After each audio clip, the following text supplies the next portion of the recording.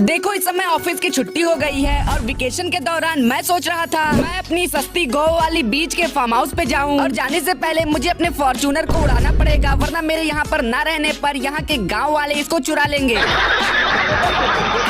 और फिर मैं अपने बाइक से अपने फार्म हाउस पर जाने लगता हूँ। The next day. और अगली सुबह मैं अपने फार्म हाउस पर पहुँच जाता हूँ और भाई देख सकते हो यार, मैं इसको पानी के अंदर बनवाया था। देखो गाइज, यहाँ तक अगर आया हूँ तो क्यों ना कुछ शॉपिंग कर लिया जाए। सुना है कि यहाँ के पास के शोरूम में बहुत ही सस्ती सस्ती गाड़ियाँ मिलती हैं। बाकी टुकुर टुकुर देखना बंद करो और वीडियो को लाइक करके नए हो तो चैनल को सब्सक्राइब कर लो। ये क्या भाई, आज के 2 साल पहले जब आया था तो यहीं पर तो था शोरूम, अब कहाँ गया? और ये कंस्ट्रक्शन एरिया कैसे आ गया? बाकी तुम लोगों को पता है शोरूम कहाँ गया?